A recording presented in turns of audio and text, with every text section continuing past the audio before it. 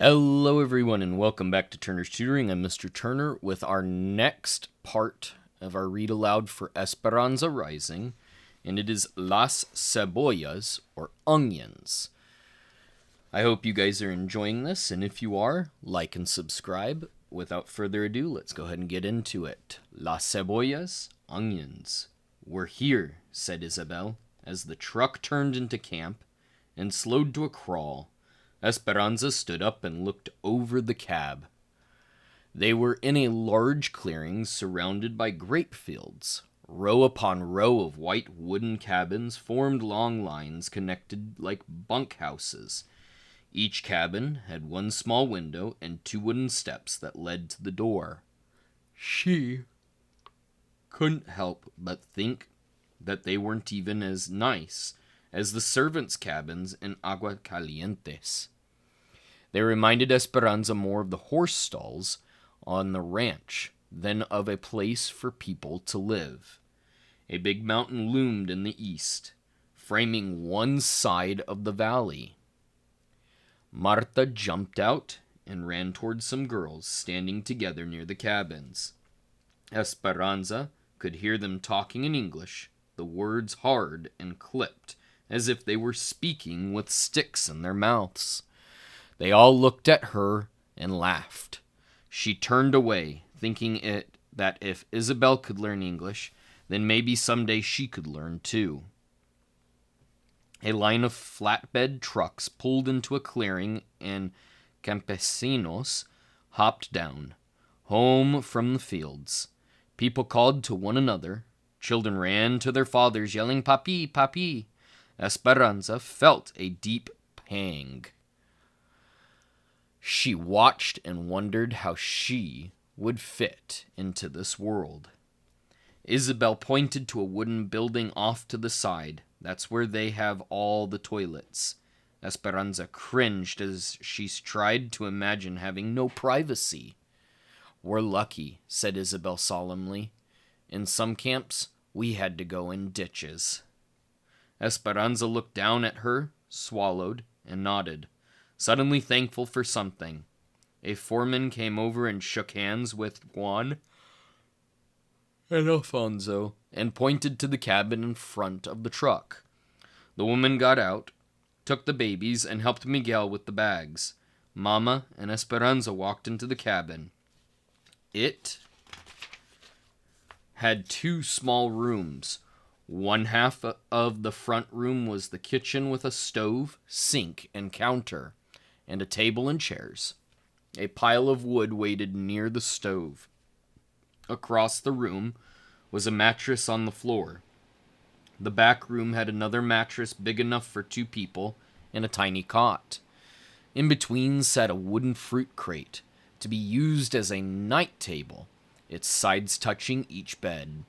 Above was another small window. Mama looked around and then gave Esperanza a weak smile. "Is this our cabin or Hortensia's and Alfonso's?" asked Esperanza, hoping that hers and Mama's might be better.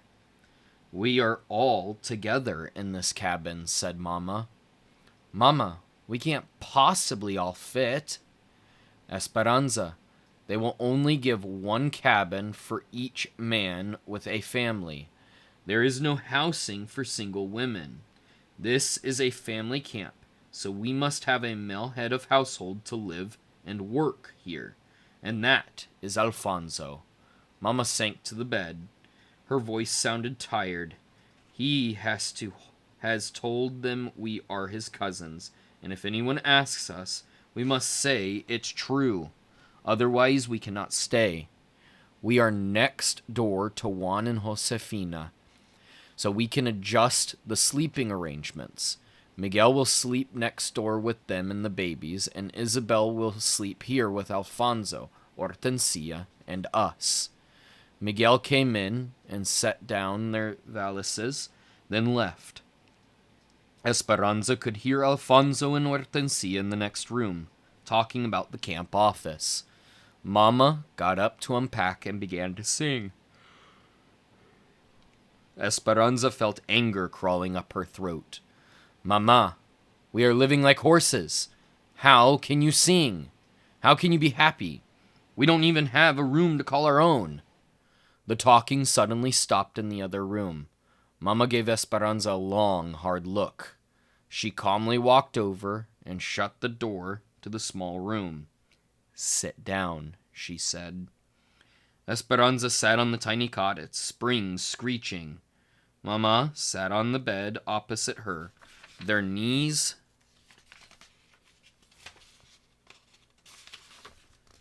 almost touching. "Esperanza, if we had stayed in Mexico and I had married Tio Luis, we would have had one choice, to be apart and miserable. Here we have two choices, to be together and miserable, or to be together and happy. Mija, we have each other, and Abuelita will come. How would she want you to behave? I choose to be happy, so which will you choose?" She knew what Mama wanted to hear. "Happy," she said quietly. "Do you know how lucky we are, Esperanza? Many people come to this valley and wait months for a job. Juan went to a lot of trouble to make sure we had this cabin waiting for us when we got here. Please be grateful for the favors bestowed upon us." Mama bent over and kissed her, then left the room. Esperanza laid down on the cot. A few minutes later, Isabel came in and sat on the bed. "Will you tell me what it was like to be so very rich?" She looked at Isabel, her eyes anticipating some wonderful story. Esperanza was quiet for a moment, clinging to one possible thought. Then she had said, "I am still rich, Isabel. We will only be here until Abuelita is well enough to travel. Then she will come with her money, and we will buy a big house, a house that Papa would have been proud for us to live in. Maybe we will buy 2 houses so that Hortensia, Alfonso, and Miguel can live in one and work for us again. And you can visit us, Isabel. You see, this is only temporary. We will not be here for long." "De veras?" asked Isabel. "Yes, it is the truth," said Esperanza, staring at the ceiling that someone had covered with newspaper and cardboard. "My papa would never have wanted us to live in a place like this." She closed her eyes and heard Isabel tiptoe out of the room and shut the door. The weariness from the days of travel flooded over her, and her mind wandered from people peeing in ditches to Marta's rudeness to the horse stalls at El Rancho de las Rosas. How could she be happy or grateful when she had never been more miserable in her life? When Esperanza opened her eyes again, it was almost light, and she heard Mama, Hortensia, and Alfonso talking in the next room. She had slept through dinner and the entire night. She smelled café y chorizo. The coffee and sausage made her stomach growl, and she tried to remember when she had last eaten. Isabel was still asleep in the bed next to hers, so Esperanza quietly pulled on a long wrinkled skirt and white blouse. She brushed her hair and went into the other room. "Good morning," said Mama. "Sit down and eat something. You must be starved." At the table, Hortensia patted her hand. "You missed going to the foreman's office last night. We signed the papers to live here. We already have work today." Mama put a plate of tortillas, eggs, and sausage in front of her. "Where did all the food come from?" asked Esperanza. "Josefina," said Hortensia. "She brought some groceries until we can go to the store this weekend." "Esperanza," said Mama, "you and Isabel will be watching the babies while the rest of us work. Alfonso and Juan will be picking grapes, and Hortensia, Josefina, and I will be packing grapes in the sheds." "But I want to work with you and Hortensia and Josefina." "You're not old enough to work in the sheds," said Mama. "And Isabel is not old enough to watch the babies by herself. If you watch the babies, then Josefina can work, and that is one more paying job between us. We must all do our part. You will have a camp job too, sweeping the wooden platform every afternoon, for which they will deduct a little from our rent each month. Isabel can show you what to do later." "What's the platform?" Esperanza asked. "It's the big wooden floor outside in the middle of the camp. Juan said they use it for meetings and dances," said Mama. Esperanza stared at her food. She did not want to be stuck in a camp with the children. "Where's Miguel?" she said. "He already left for Bakersfield with some other men to look for work at the railroad," said Alfonso. Isabel came out of the bedroom, rubbing her eyes. "Mi sobrina, my niece," said Hortensia, hugging Isabel. "Go say good morning to your mother and father before we all leave for work." Isabel hugged her and ran next door. Esperanza studied Mama as she made un burrito de frijoles for lunch and wrapped the soft tortilla, filled with pinto beans, in paper. She looked different. Was it the long cotton dress and the big flowered apron tied at her waist? No, it was more than that. "Mama," said Esperanza, "your hair!" Mama's hair ran down her back in a single long braid, almost touching her waist. Esperanza had never seen Mama wear her hair that way. It was always done up in her beautiful plaited bun, or, when she was ready for bed, brushed out and flowing. Mama looked shorter and somehow not herself. Esperanza didn't like it. Mama reached up and stroked the back of her head. She seemed embarrassed. I figured out that I can't wear a hat with my hair on top of my head. And this makes more sense, does it not? After all, I am going to work today, not to a fiesta. Then she hugged Esperanza. "We must go now. The trucks leave at 6:30 to take us to the sheds. Take good care of the babies and stay with Isabel. She knows the camp." As the three of them walked out, Esperanza noticed Mama reaching up, hesitantly touching her hair again. When Esperanza finished eating, she went outside and stood on the front step. Instead of facing another row of cabins, their cabin was in the last row facing the fields. Straight ahead, across a dirt road, were several chinaberry trees and a mulberry tree that provided deep shade over a wooden table. Beyond the row of trees were grape fields still lush. To the right, across a grassy field, was the main road. A truck piled high with produce drove by, losing a cloud of debris. Loosing. After it passed, the sharp smell told her that they were onions. The dry outer skins being shredded by the wind. Another truck followed. Again the smell bit into her senses. It was still early, so the air was cool, but the sun was bright, and she knew it would be hot soon. The hens pecked and poked around the front steps. They must have been happy to be off the train. Esperanza shooed them out of her way as she turned and walked next door. The babies were still in their pajamas.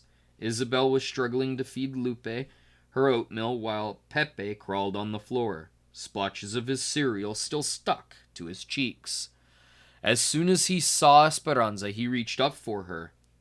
"Let's clean them up," said Isabel, "and then I'll show you the camp." First, Isabel took Esperanza to the platform she was to sweep and showed her where the brooms were stored. Then they walked through the rows of cabins, each with a baby on her hip. As they passed up open doors, Esperanza could already smell the beans and onions that everyone had started simmering for dinner. Women were dragging big metal washtubs beneath the shade trees. A group of young boys kicked a ball up and down the dirt road, stirring up dust. A little girl, wearing a man's undershirt as a dress, ran up to Isabel and took her hand. "This is Sylvia. She is my best friend. Next week, we will go to school together." Sylvia switched around and grabbed Esperanza's free hand. Esperanza looked down at Sylvia's dirty hands. Sylvia grinned up at her, and Esperanza's first thought was to pull her hand away and wash it as soon as possible. Then she remembered Mama's kindness to the peasant girl on the train, and her disappointment in Esperanza. She didn't want Sylvia to start crying if she were to pull away. She looked around at the dusty camp and thought that it must be hard to stay clean in such a place. She squeezed Sylvia's hand and said, "I have a best friend too. Her name is Marisol, and she lives in Aguascalientes." Isabel introduced Esperanza to Irene and Melina, two women who were hanging clothes to dry on a long line stretched between the cabins and a tree.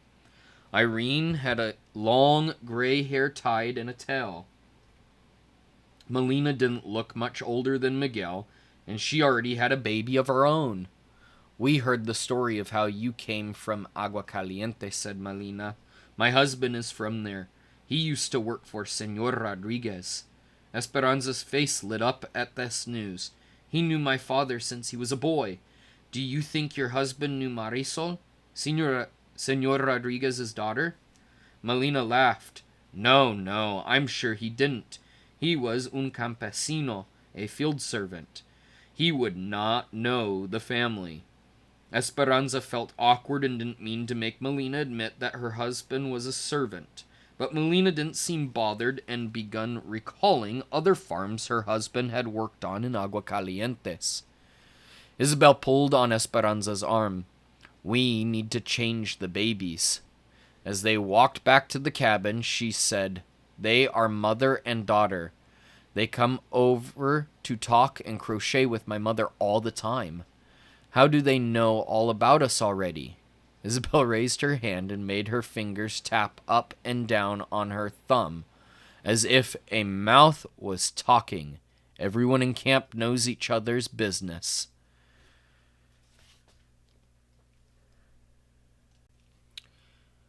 "Do you know how to change a diaper?"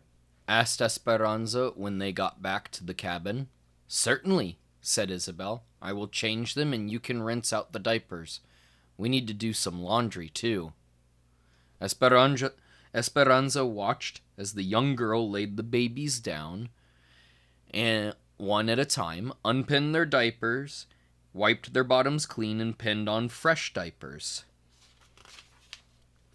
Isabel handed Esperanza the smelly bundles and said, "Take them to the toilets and dump them, and I'll fill the wash tub." Esperanza held them at arm's length and almost ran to the toilets. Several more onion trucks passed by, their smell accosting her eyes and nose as much as the diapers. By the time she got back, Isabel had already filled 2 wash tubs with water from an outside pipe and was swirling soap around in one of them. A washboard was propped inside. Esperanza went to the wash tub and hesitated, staring into the water. Bits of onion skins floated on the surface of the soapy water. She held a corner of one of the diapers, lightly dipping it in and out of the water, her hand never getting wet. After a few seconds, she gingerly lifted the diaper from the water. "Now what?" she said. "Esperanza, you must scrub them, like this." Isabel walked over, took the diapers, and plunged them into the water up to her elbows. The water quickly became murky. She rubbed the diapers with soap, vigorously scrubbing them back and forth on the washboard, wrung them out, then transferred them to the next tub, rinsing and wringing again. Isabel shook out the clean diapers and hung them on the line stretched between the chinaberry and mulberry trees. Then she started on the clothes. Esperanza was amazed. She had never washed anything in her life, and Isabel, who was only 8 years old, made it look so easy. Puzzled, Isabel looked at Esperanza. "Don't you know how to wash clothes?" "Well, Hortensia took everything out to the laundry quarters, and the servants, they always—" She looked at Isabel and shook her head no. Isabel's eyes got bigger and she looked worried. "Esperanza, When I go to school next week, you will be here alone with the babies and will have to do the laundry." Esperanza took a deep breath and said weakly, "I can learn." "And later today you must sweep the platform. You do know how to sweep." "Of course," said Esperanza. She had seen people sweep many times. Many, many times, she assured herself. Besides, she was already too embarrassed about the washing to admit anything else to Isabel. Isabel sat with the babies while Esperanza went to sweep the platform. The camp was quiet, and even though it was late in the day, the sun was unrelenting. She retrieved the broom and stepped onto the wooden floor. Dried and brittle onion skins were everywhere. In her entire life, Esperanza had never held a broom in her hand. She had seen Hortensia sweep and she tried to visualize the memory. It couldn't possibly be that hard. She put both hands near the middle of the broomstick and moved it back and forth. It swung wildly. The motion seemed awkward, and the fine dirt on the wooden planks lifted into a cloud. Onion jackets flew into the air instead of gathering together in a neat pile like Hortensia's. Esperanza's elbows did not know what to do. Neither did her arms. She felt streams of perspiration sliding down her neck. She stopped for a moment and stared at the broom, as if willing it to behave. Determined, she tried again. She hadn't noticed that several trucks were already unloading workers nearby. Then she heard it, first a small tittering and then louder. She turned around. A group of women were laughing at her, and in the middle of the group was Marta, pointing.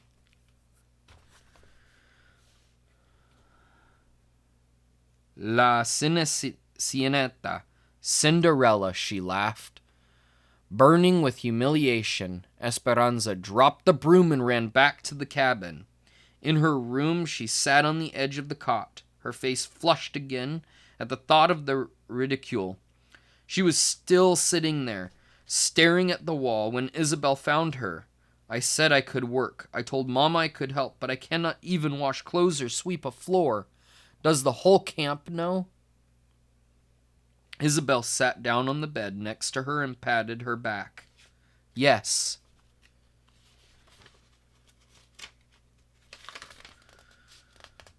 Esperanza groaned. "I will never be able to show my face." She put her head in her hands until she heard someone else come into the room. Esperanza looked up to see Miguel, holding a broom and a dustpan, but he wasn't laughing. She looked down and bit her lip so she wouldn't cry in front of him. He shut the door, then stood in front of her and said, "How would you know how to sweep a floor? The only thing that you ever learned was how to give orders. That is not your fault, Anza. Look at me." She looked up. "Pay attention," he said, his face serious. "You hold the broom like this. One hand here, and the other here." Esperanza watched. "Then you push like this, or pull it toward you like this. Here, you try," he said, holding out the broom. Slowly, Esperanza got up and took the broom from him. He positioned her hands on the handle. She tried to copy him, but her movements were too big. "Smaller strokes," said Miguel, coaching, "and sweep all in one direction." She did as he said. "Now, when you get all the dirt into a pile, you hold the broom down here, near the bottom, and push the dirt into the dustpan." Esperanza collected the dirt. "See, you can do it." Miguel raised his thick eyebrows and smiled. "Someday you just might make a very good servant." Isabel giggled. Esperanza could not yet find humor in the situation. Somberly, she said, "Thank you, Miguel." He grinned and bowed.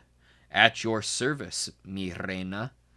But this time his voice was kind. She remembered that he had gone to look for work at the railroad. "Did you get a job?"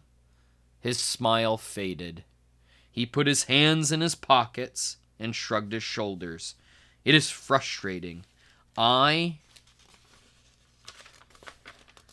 can fix any engine, but they will only hire Mexicans to lay track and dig ditches, not as mechanics. I've decided to work in the fields until I can convince someone to give me a chance." Esperanza nodded. After he left the room, Isabel said, "He calls you mi reina. Will you tell me about your life as a queen?" Esperanza sat on the mattress and patted the spot next to her. Isabel sat down. "Isabel, I will tell you all about how I used to live, about parties in private school and beautiful dresses. I will even show you the beautiful doll my papa bought me, if you will teach me how to pin diapers, how to wash, and..." Isabel interrupted her. "But that is so easy." Esperanza stood up and carefully practiced with the broom. "It is not easy for me."